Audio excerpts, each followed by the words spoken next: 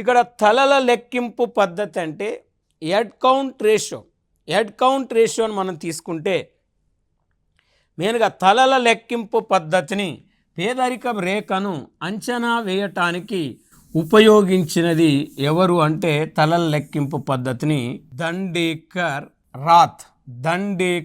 And రాత్ అనే ఆర్థికవేత్తలు నిర్ణయించడం జరిగింది. తలల లెక్కింపు పద్ధతి హెడ్ కౌంట్ రేషియో అంటే తలల లెక్కింపు పద్ధతికి ఫార్ములా అంటే ఎక్కడ వాడతారు తలల లెక్కింపు పద్ధతి అంటే భారతదేశంలో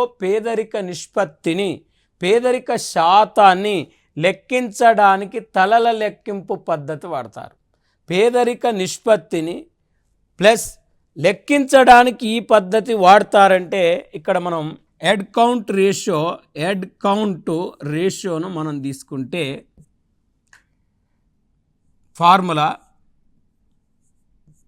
పేదల సంఖ్య మొత్తం జనాభా ఇంటూ 100 అంటే పేదల సంఖ్య బై మొత్తం జనాభా ఇంటూ 100 ఈజ్ ఈక్వల్ టు ఇక్కడ హెడ్ కౌంట్ రేషియో అంటే తలల లెక్కింపు పద్ధతి ఫార్ములా అంటే ఫస్ట్ మనం దేశంలో పేదలను లెక్కించాలి. ఆ పేదల సంఖ్యను మొత్తం జనాభా చేత భాగిస్తే మనకు పేదరిక శాతం వస్తుంది. అంటే గ్రామంలో పేదలు బై గ్రామ జనాభా ఇంటూ 100 వేస్తే గ్రామంలో పేదరిక శాతం వస్తుంది. పట్టణంలో పేదల సంఖ్య బై మొత్తం పట్టణ జనాభా ఇంటూ 100 వేస్తే పట్టణ పేదరిక శాతం వస్తుంది. మొత్తం పేదల సంఖ్య బై మొత్తం జనాభా ఇంటూ 100 వేస్తే ఇక్కడ పేదరిక శాతం వస్తుంది.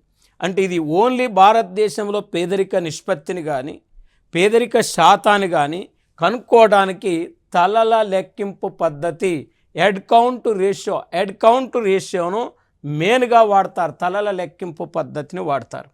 ఇది ఒక పద్ధతిగా మనం చెప్పొచ్చు. దీన్ని ఉపయోగించింది దండేకర్ అండ్ రాత్.